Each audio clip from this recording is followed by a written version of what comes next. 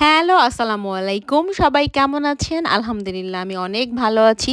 Recently আমি আমার British ন্যাচারালাইজেশনের কিছু ছবি আপলোড করেছিলাম এবং এই ছবি দেখে আমাকে অনেকে কমেন্ট করেছে এবং ইনবক্স করেছে যে, "আপু আপনি এত অল্প সময়ে কি করে ব্রিটিশ ন্যাচারালাইজেশন পেলেন এবং কি করে ব্রিটিশ সিটিজেনশিপ হয়ে গেলেন?" আমার বিয়ের ঠিক ১০ মাস পরেই আমি লন্ডনে চলে এসেছিলাম যেহেতু আমার হাজব্যান্ড ব্রিটিশ সিটিজেনশিপ ছিলেন।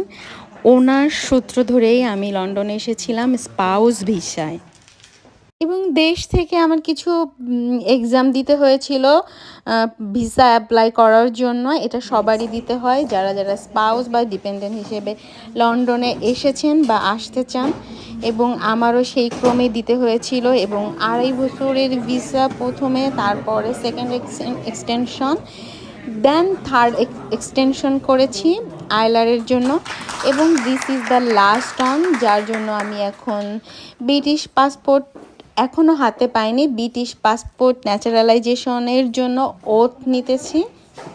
আর বাই দ্য ওয়ে আপনাদের সাথে শেয়ার করি আমার যে এক্সামগুলো দেওয়া লাগছে এই হোল ইয়ার জার্নিতে।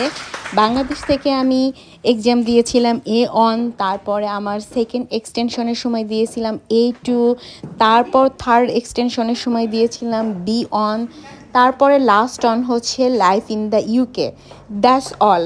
This is very small exam ছিল এবং আমি এক্সামগুলো টাইমলি দিয়ে দিয়েছিলাম, বাট এক্সামগুলোয় আমি যদি পাস আউট না করতাম তাহলে আমি অ্যাপ্লাই করতে পারতাম না। তো এনিওয়ে এটা সবাই করে, জাস্ট আমি ইনফরমেশনের বেসিসে আপনাদেরকে জানিয়ে রাখলাম।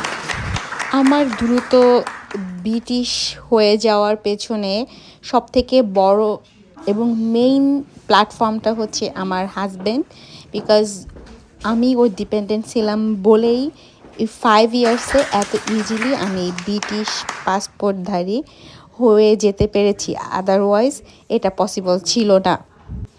এই যে আমি এখানে ওথ করছি, উনি বলছে এবং ওনার বলার পরে ওটা শুনে শুনে আমি ওনার মুখে মুখে সেম কথাগুলো, সেম ওথটাই পাঠ করছিলাম।